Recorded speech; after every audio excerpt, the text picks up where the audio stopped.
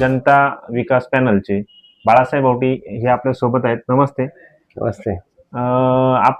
आपण नाही म्हटलं तर सामाजिक काम चळवळीच्या माध्यमामधून नाही म्हटलं तर समाजात फार मोठं काम उभं केलेलं आहे. शैक्षणिक संस्थेच्या निवडणुकीमध्ये पहिल्यांदाच तुम्ही उमेदवार म्हणून सामोरं जात आहे. काय कसं वाटलं तुम्हाला हे पहिल्यांदाच या निवडणुकीमध्ये सहभागी व्हावं? मी गेल्या 35 वर्षापासून सामाजिक क्षेत्रात काम करतो.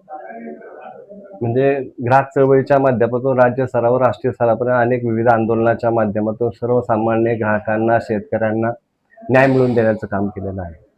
कुठल्याही राजकीय पक्षाची निवडणूक मी गेल्या 35 वर्षात निवडणूक लढवलेली नाही. आणि हे काम करत असताना पहिल्यांदाच मी या जनता विकास मंडळ या शिक्षण संस्थेवरती मला बिनविरोध सन 2010-2015 या कालावधीमध्ये दिलं होतं. त्या कालावधीमध्ये 2 वर्षाचा कार्यकाळ मला अध्यक्ष म्हणून मला दायित्व मिळालं होतं आणि अत्यंत भरीव असं मी काम त्या काळामध्ये केलेलं आहे. आत्ता जी निवडणूक लागलेली आहे, आजच्या ह्या निवडणुकीमध्ये 3 पॅनल पडलेले आहे. प्रत्येकजण आपल्या आपल्या परीनं पॅनलचा प्रचार करत आहे, सभासदांमध्ये जाण्याचं काम करत आहे. आणि माझी तर स्पष्ट त्याच्या संदर्भातली भूमिका आहे की ही जी काही निवडणूक आहे, ही जी काही स्पर्धा आहे, ही स्पर्धा विचारांची, विकासाची आणि संस्थेच्या उज्ज्वल परंपरेसाठी म्हणून ही निवडणूक झाली पाहिजे. तो विचार डोळ्यापुढे ठेवून प्रत्येकाने आपल्या प्रचारामध्ये भाग घेऊन सर्वसामान्य सभासदापर्यंत पोहोचला पाहिजे. सध्या एक मुद्दाचा वाट्यानेच पुढे येतोय सातत्याने का तो मुद्दा असा की सातत्याने पटसंख्या जी आहे ती घडतीये आणि विद्यार्थी संख्या जी आहे ती घटत गेलेली आहे. यावरती अनेक जे त्या चर्चा होत आहेत. तर याविषयी तुम्ही काय सांगाल? हे पहा, विषय असा आहे का दिवसेंदिवस आता जर पाहिलं गेलं तर शहराचं विस्तारीकरण होत आहे. अनेक कुटुंबातले जेव्हा नोकरी व्यवसायाच्या निमित्ताने शहरामध्ये तो वास्तवला जातो आणि त्यानंतर तिथे सगळे पुढे मुलं वगैरे त्याच ठिकाणी शिक्षणाला आहेत. पूर्वी ह्याच राजुरी गावामध्ये आपल्या जे काही शाळा नंबर 1, 2, 3, 4 होत्या, त्या 4 शाळांमध्ये आता फक्त त्याच्यातल्या 3 बंद झाल्या आणि एक प्राथमिक शाळा म्हणून आता काम करते आहे. म्हणजे आपण जर तसा जर विचार केला तर शहराच्या विस्तारीकरणामध्ये विद्यार्थी पटसंख्या दिवसेंदिवस घटत चाललेली आहे. म्हणून अशा परिस्थितीमध्ये आता आपले जे जनता विकास मंडळ संचलित जे विद्या विकास मंदिर माध्यमिक, उच्च माध्यमिक जे विद्यालय आहे, ह्या विद्यार्थ्यांची संख्या कशा पद्धतीने वाढेल या दृष्टिकोनातून आमचं जे आता जनता विकास पॅनल जे आहे या माध्यमातून विद्यार्थी संख्या गुणवत्तापूर्ण शिक्षण विद्यार्थ्यांना कशा पद्धतीने मिळेल हा आमचा खरा संकल्प आहे. खरं उद्दिष्ट डोळ्यापुढे ठेवून आम्ही सर्व मंडळी ह्यामध्ये आता काम करतो आहे.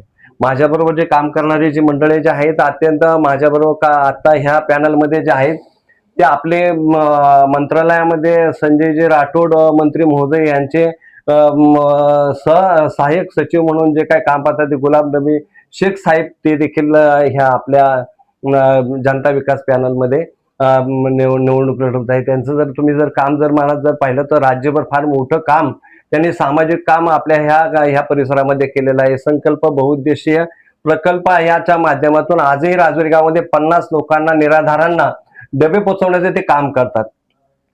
सामाजिक काम प्रचंड मोठं आहे. भविष्य काळामध्ये त्यामध्ये असे गुलाब नबी शेख साहेबांसारखी मंडळी जर यामध्ये आली तर निश्चितच ह्या संस्थेच्या भरभराटीच्या विकासाच्या दृष्टिकोनातून त्यांचा हातभार लागू शकतो.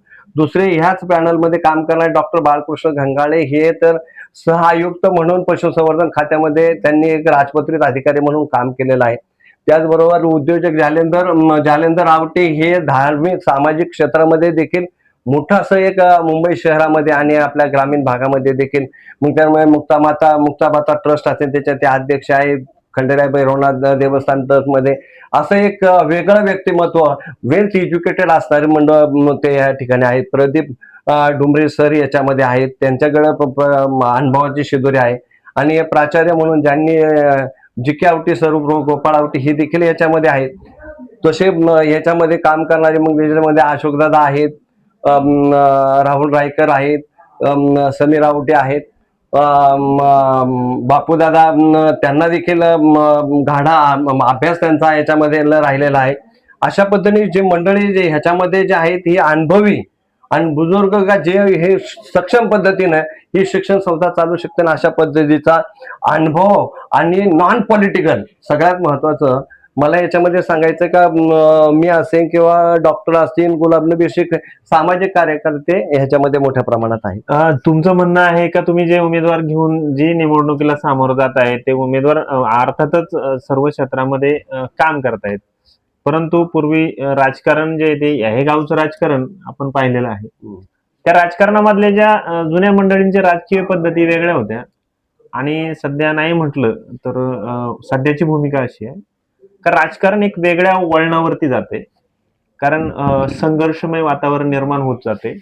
आणि नाही म्हटलं तर हे जे गाव बैठक म्हणतो, या गाव बैठकीमध्ये कालच एक प्रकार घडला किंवा तो एक संघर्षमय प्रकार होता. गटागटातले जे तणाव आहेत ते वाढतायत का, याच्या संदर्भात काय सांगाल तुम्ही? पहा, आज प्रचार काही मंडळींकडून ज्या पद्धतीनं बाहेर एजन्सीचा वापर करून आणि तथाकथित सर्वेक्षण करून, ही काही लोकसभेची निवडणूक नाही, ही विधानसभेची निवडणूक नाही, एका शैक्षणिक संस्थेची निवडणूक आहे. पण अशा शैक्षणिक संस्थेची निवडणूक असताना बाहेरून एजन्सी त्या निमित्ताने नेमणं, सर्वसामान्य जो काही मतदार बंधू त्याचा आहे, प्रत्येकाला काहीतरी गोपनीयतेचा अधिकार आहे. आणि म्हणून त्याला तुम्ही कुणाचं काम करता, कोण निवडून येणार, कशा पद्धतीनं, मग ह्याचं प्राबल्य कसं राहील, आणि अशा पद्धतीने नंतर त्याच्याकडनं जी काही डाटा एंट्री तयार होते त्याच्या माध्यमातून जे आता चालू आहे, मला त्याच्याबद्दल फार काही सांगायचं नाही. पण हे जे आहे आणि त्याच्यासाठी एखादी एजन्सी नेमायची, ती एजन्सी नेमल्यानंतर त्याला कुणाचं तरी त्याच्यावरती नावाचा समावेश करायचा, चुकीच्या पद्धतीनं वेगळ्या पद्धतीने हा प्रचार होऊ नये, माझी फार अत्यंत अतिशय नम्रपणे माझी विनंती बाकीच्यांना, जे काही इतर पॅनल आहे त्यांना देखील असणार आहे. आणि म्हणून चुकीच्या नावाचा कोणाचा वापर करू नये, परंतु समाजामध्ये संभ्रम निर्माण होणार नाही याची सर्वांनी काळजी घ्यावी, असं मी सर्वांना एक विनंती या निमित्ताने करतो. आणि जी काही कालची जी घटना घडलेली आहे अत्यंत दुर्दैवी आहे. अशा पद्धतीनं गावाला चुकीच्या पद्धतीनं वळण लागणार नाही, कारण हे मला या निमित्ताने आवर्जून सांगायचं का ह्या मातीमध्ये ही शाळा एक वेगळ्या उंचीवरची शाळा आहे. या मातीमध्ये जे हिरे जन्माला आले, ह्या विद्या विकास मंदिरमध्ये जे शिकलेले त्याच्यामध्ये कुलगुरू राजाराम देशमुख आहेत. त्याच्यामध्ये या ठिकाणी शिकलेले, ह्या माती शिकलेले, त्यांचं आजोळ राजुरी गाव, ते शिक्षण महर्षी विलास तांबे याच विद्यालयात शिकले. शिक्षण महर्षी म्हणून ज्यांचं तात्यासाहेब गुंजाळ हे ते याच विद्यालयामध्ये शिकले. त्याचबरोबर बाकीचे जे डॉक्टर चंद्रकांत कणसे का जे त्यांचे जे पॉलिटिकल इंजिनिअरिंग कॉलेज आहे तात्यासाहेब गुंजाळांचं आहे, विलास तांबे सरांचा आहे. म्हणून ह्याचा जो बेस जो आहे ती ही विद्यालय एक उंचीचं विद्या मंदिर आहे का, यामध्ये अनेक विद्यार्थी घडले. आणि आजही मी तुम्हाला अत्यंत स्पष्टपणे सांगतो का आपली विद्या विकास मंदिर हे आजही जे काही देहा, राजुरी, जुन्नर तालुक्यामध्ये जे महाविद्यालय आहे, विद्यालय आहे, याच्यामध्ये पहिल्या 5 मध्ये येणारे हे गाव आहे. ह्या विद्यालयामध्ये सर्व सुसज्ज असं, मी या ठिकाणी असणारं ग्रंथालय असेल, या ठिकाणी असणाऱ्या लॅब असतील, अत्यंत चांगल्या पद्धतीने भौतिक सुविधा ज्या आहे त्या विद्यालयामध्ये चांगल्याच आहे, किंवा भौतिक सुविधांकडे विद्यालय जे आहे ते सुसज्ज आहे, गुणवत्तेकडे जे आहे ती वाटचाल आहे. परंतु अजूनही बऱ्याच ज्या गोष्टी आहेत का ज्या अशा त्या विद्यालयामध्ये करण्याजोग्या आहेत. तर तुम्ही ज्या वेळेला आता सामोरं जात आहेत तिथं काय उद्देश ठेवलाय का तुम्ही, आपल्याला हे ज्या भूमिका आहेत किंवा काही गोष्टीत आपल्याला पुढे जायचंय आणि त्याच्या ह्या संस्थेच्या प्रगतीसाठी तुम्ही काम करणार आहेत, असं एखादी काही ध्येय धोरणं तुमची आहेत का? तुम्हाला या निमित्ताने एवढंच मी सांगितलं का गुणवत्तापूर्ण शिक्षण विद्यार्थ्यांना मिळालं पाहिजे, हा पहिल्यांदा प्राधान्य आहे. विद्यार्थी संख्या कशा पद्धतीनं वाढेल या दृष्टिकोनातून आमचा मानस आहे.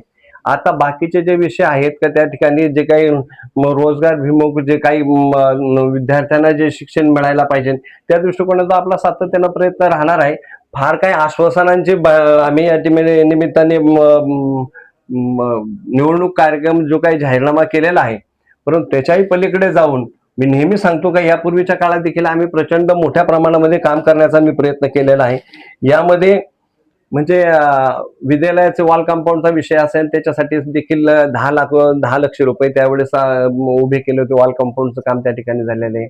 त्या ठिकाणी त्या वस्तीवरती असणारा कावळेमाळा हडवळ्यांची जी वस्ती आहे त्या दृष्टिकोनातून त्या ठिकाणी पाण्याची 13 लाख रुपयाचं काम झालेलं आहे. मी स्वतः अध्यक्षपदाच्या कार्यकाळामध्ये त्या ठिकाणी 2 सत्रामध्ये ज्युनियर कॉलेज आणि माध्यमिक शाळा अशी 2 पद्धतीने भरवली जात होती आणि म्हणून ती एका सत्रात भरवली गेली पाहिजे या दृष्टिकोनातून सातत्यानं सर्व संचालक मंडळाच्या सर्वांच्या एकजुटी आणि प्रयत्नातून आम्ही जवळ 7,200 स्क्वेअर फुटाचे 5 वर्ग खोल्यांचं बांधकाम मोठं सुरू केलं आणि एकमेव असं एक आहे की मी सन 2014-15 2 वर्षात केलेल्या कामातून जाता ज्याला म्हणतो आपण पाय उतार होतो त्यावेळेस 20 ते 25 लाख रुपयाचा निधीची एफडी करून आम्ही त्या ठिकाणी या निमित्ताने काम केलेलं आहे.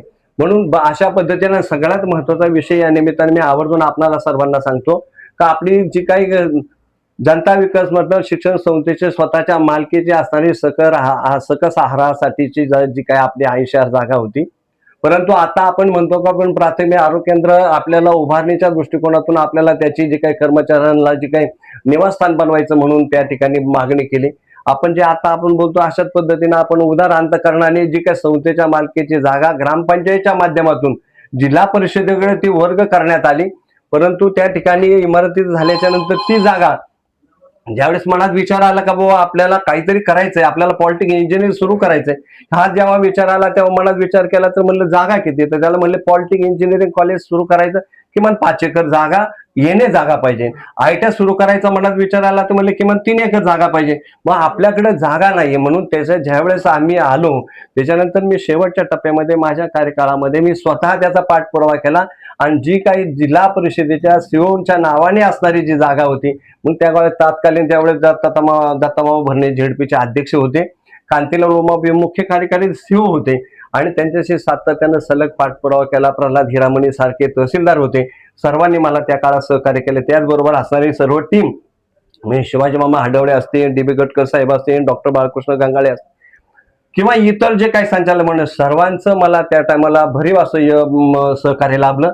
म्हणून ती 80,000 जागा जी काही जिल्हा परिषद होती ती नावे पुन्हा ग्रामपंचायत नावे ती आम्ही वर्ग करून घेतली. त्याचं कारण सांगतो, प्राथमिक शाळा हा पाठ वेगळा आहे, परंतु ही खाजगी संस्था आहे आणि खाजगी संस्थेकडे तो विषय राहिला पाहिजे.